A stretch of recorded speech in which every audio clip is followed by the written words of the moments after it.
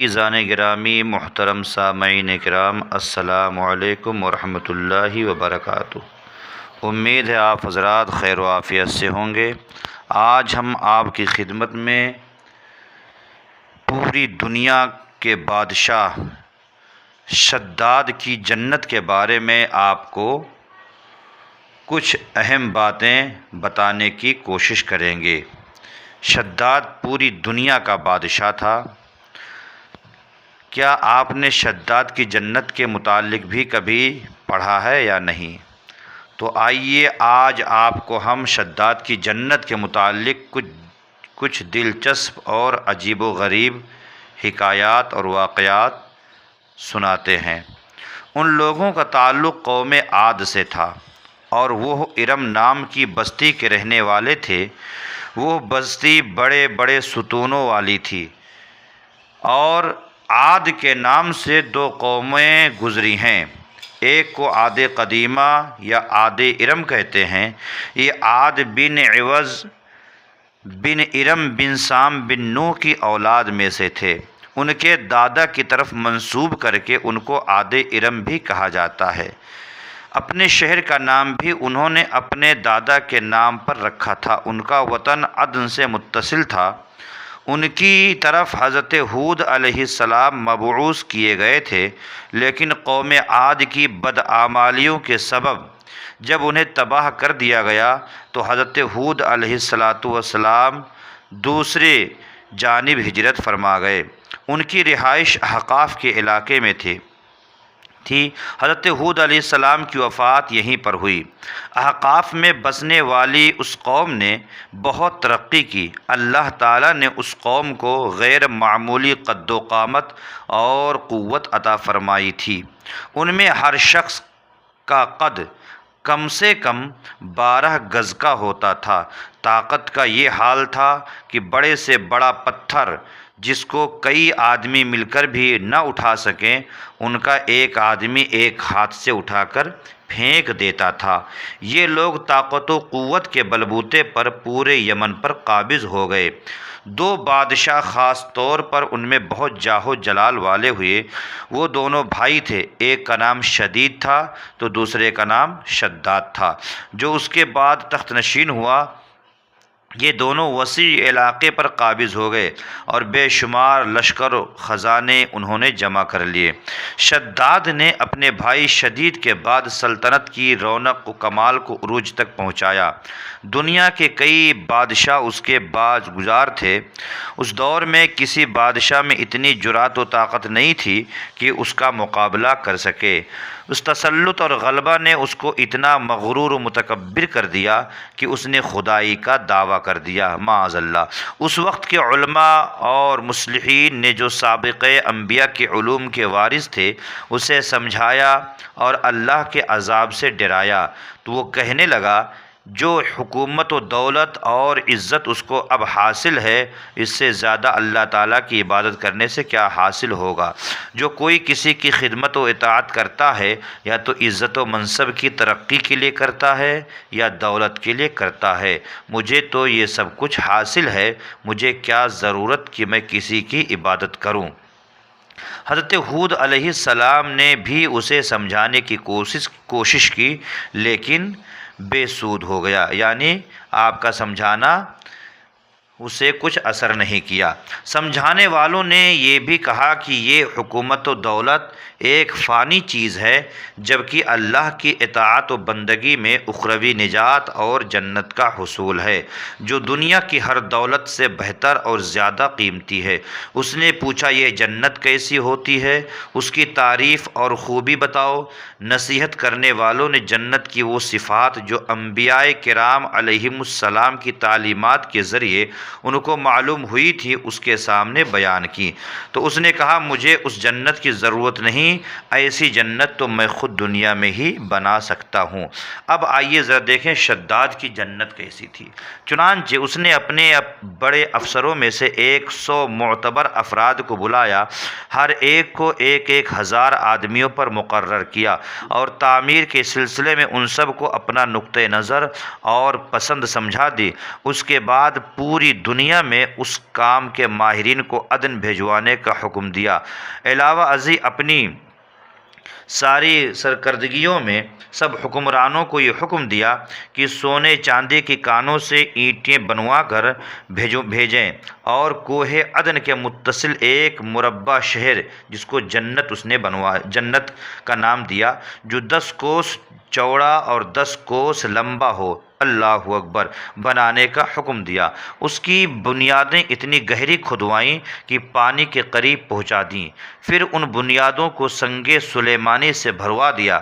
جب بنیادیں بھر کر زمین کے برابر ہو گئیں تو ان پر سونے چاندی کی اینٹوں کی دیواریں چنی گئیں، اللہ اکبر۔ ان دیواروں کی بلندی اس زمانے کے گز کے حساب سے 100 گز مقرر کی گئی۔ جب سورج نکلتا تو اس کی چمک سے دیواروں پر نگاہ نہیں ٹھہرتی تھی، نہروں یوں نہیں ٹھہرتی تھی، یوں شہر کی 4 دیواری بنائی گئی۔ اس کے بعد 4 دیواری کے اندر 1000 محل تعمیر کیے گئے۔ ہر محل 1000 ستونوں والا تھا اور ہر ستون جوہرات سے جڑاؤ کیا ہوا تھا۔ پھر شہر کے درمیان میں ایک نہر بنائی گئی اور ہر محل میں اس نہر سے چھوٹی چھوٹی نہریں لے جائی گئیں۔ ہر محل میں حوض اور فوارے بنائے گئے۔ ان نہروں کی دیواریں اور فرش یاقوت، زمرد، مرجان اور نیلم سے سجا دی گئیں، اللہ اللہ۔ نہروں کے کناروں پر ایسے مصنوعی درخت بنائے گئے جن کی جڑیں سونے کی، شاخیں اور پتے زمرد کے تھے۔ ان کے پھل موتی اور یاقوت اور دوسرے جوہرات کے بنوا کر ان پر ٹانگ دیے گئے۔ شہر کی دکانوں اور دیواروں کو مشک و زعفران اور عنبر و گلاب سے صیقل کیا گیا۔ یاقوت و جوہرات کے خوبصورت پرندے چاندی کی اینٹوں پر بنوائے گئے جن پر پہرے دار اپنی اپنی باری پر آ کر پہرے کے لیے بیٹھتے تھے۔ جب تعمیر مکمل ہو گئی تو حکم دیا کہ سارے شہر میں ریشم و زردوزی کے قالین بچھا دیے جائیں۔ پھر نہروں میں سے کسی کے اندر مٹھائی، پانی، کسی میں شراب، کسی میں دودھ اور کسی میں شہد اور شربت جاری کر دیا گیا۔ بازاروں اور دکانوں کو کمخواب الزرہفت کے پروں سے آراستہ کر دیا گیا، اور پیشہ اور ہنر والے کو حکم ہوا کہ اپنے اپنے کاموں میں مشغول ہو جائیں، اور یہ کہ اس شہر کے تمام باسیوں کے لیے ہر وقت ہر نوع قسم کے پھل میوے پہنچا کریں۔ 12 سال کی مدت میں یہ شہر جب اس سجاوٹ کے ساتھ تیار ہو گیا تو تمام امراء اور ارکان دولت کو حکم دیا کہ سب اسی میں آباد ہو جائیں۔ پھر شداد خود اپنے لاؤ لشکر کے ہمراہ انتہائی تکبر اور غرور کے ساتھ اس شہر کی طرف روانہ ہوا۔ بعض علماء مصلحین کو بھی ساتھ لیا اور راستے بھر ان سے ٹھٹھا یعنی ہنسی مذاق کرتے ہوئے ان سے کہتا رہا، ایسی جنت کے لیے تم مجھے کسی اور کے آگے جھکنے اور ذلیل ہونے کا کہہ رہے تھے، میری قدرت و دولت تم نے دیکھ لی۔ جب قریب پہنچا تو تمام شہر والے اس کے استقبال کے لیے شہر کے دروازے کے باہر آ گئے اور اس پر زر و جواہر نچھاور کرنے لگے۔ اسی ناز و ادا سے چلتے ہوئے جب شہر کے دروازے پر پہنچا تو روایت ہے کہ ابھی اس نے گھوڑے کی رکاب سے ایک پاؤں نکال کر دروازے کی چوکھٹ پر رکھا ہی تھا کہ اس نے وہاں پہلے سے ہی ایک اجنبی شخص کو کھڑے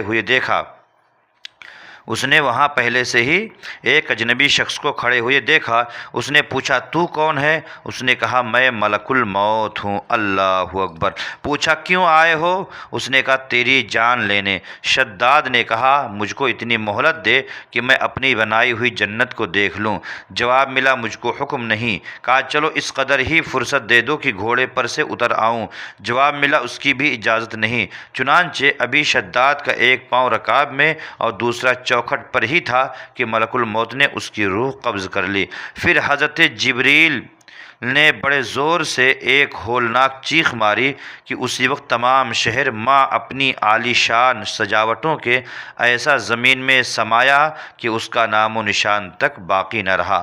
قرآن پاک میں اس کا ذکر اس طرح ہوا ہے کہ آیت طیبہ کا ترجمہ یہ ہے کہ وہ جو ارم تھے بڑے ستونوں والے، اور شہروں سے اس کے مانند کوئی شہر شاندار نہ تھا۔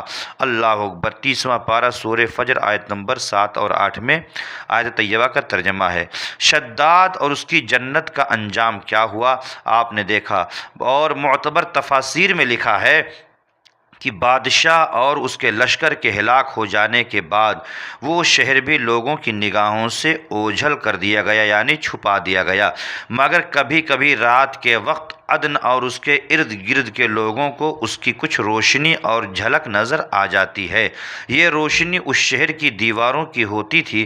حضرت عبداللہ بن قلابہ جو صحابی ہیں اتفاق سے ادھر کو چلے گئے۔ اچانک آپ کا ایک اونٹ بھاگ گیا۔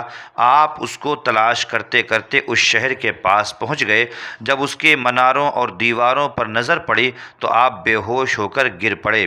جب ہوش آیا تو سوچنے لگے کہ اس شہر کی صورتحال تو ویسی ہی نظر آتی ہے جیسی نبی کریم صلی اللہ تعالی علیہ وسلم نے ہم سے شداد کی جنت کے بارے میں بیان فرمائی تھی۔ یہ میں خواب دیکھ رہا ہوں یا اس کا کسی حقیقت سے بھی کوئی تعلق ہے؟ اسی کیفیت میں اٹھ کر وہ شہر کے اندر گئے۔ اس کے اندر نہریں اور درخت بھی جنت کی طرح کے تھے، لیکن وہاں کوئی انسان نہیں تھا۔ آپ نے وہاں پڑے ہوئے کچھ جواہرات اٹھائے اور واپس چل دیے۔ وہاں سے وہ سیدھے اس وقت کے دارالخلافہ دمشق میں پہنچے۔ حضرت امیر معاویہ رضی اللہ تعالی عنہ وہاں موجود تھے۔ وہاں جو کچھ ماجرا ان کے ساتھ پیش آیا تھا انہوں نے بیان کیا۔ حضرت امیر معاویہ رضی اللہ تعالی عنہ نے ان سے پوچھا وہ شہر آپ نے حالت بیداری میں دیکھا تھا کہ خواب میں؟ حضرت عبداللہ نے بتایا کہ بالکل بیداری میں دیکھا تھا۔ پھر اس کی ساری نشانیاں بتائیں کہ وہ عدن کے پہاڑ کی فلاں جانب اتنے فاصلے پر ہے، ایک طرف فلاں درخت اور دوسری طرف ایسا کنواں ہے، اور یہ جوہرات اور یاقوت نشانی کے طور پر میں وہاں سے اٹھا لایا ہوں۔ حضرت امیر معاویہ رضی اللہ تعالی عنہ یہ ماجرا سننے کے بعد نہایت حیران ہوئے۔ پھر اہل علم حضرات سے اس بارے میں معلومات حاصل کی گئیں کہ کیا واقعی دنیا میں ایسا شہر بھی کبھی بسایا گیا تھا جس کی اینٹیں سونے چاندی کی ہوں؟ علماء نے بتایا کہ ہاں، قرآن میں بھی اس کا ذکر آیا ہے۔ اس آیت میں ارم ذات العماد یہی شہر ہے، مگر اللہ تعالیٰ نے اس کو لوگوں کی نگاہوں سے چھپا دیا ہے۔ علماء نے بتایا کہ حضور صلی اللہ تعالی علیہ وسلم نے یہ بھی فرمایا ہے کہ میری امت میں سے ایک آدمی اس میں جائے گا اور وہ چھوٹے قد سرخ رنگ کا ہوگا، اس کے ابرو اور گردن پر 2 تل ہوں گے۔ وہ اپنے اونٹ کو ڈھونڈتا ہوا اس شہر میں پہنچے گا اور وہاں کی عجائبات دیکھے گا۔ جب حضرت امیر معاویہ رضی اللہ تعالی عنہ نے یہ ساری نشانیاں حضرت عبداللہ بن قلابہ رضی اللہ عنہ میں دیکھی تو فرمایا واللہ یہ وہی شخص ہے۔ عزیزان گرامی، آپ نے شداد کی جنت کے متعلق خوب سماعت فرمایا۔ امید ہے کہ آپ کو اچھا لگا ہوگا۔ ایسے ہی عجیب و غریب حکایات اور عجیب و غریب واقعات سننے کے لیے آپ ہمارے چینل برکاتی امجدی آفیشیل کو سبسکرائب کریں، اور اگر باتیں اچھی لگیں تو شیئر کریں، لائک کریں، کمنٹ کریں۔ شکریہ۔ السلام علیکم۔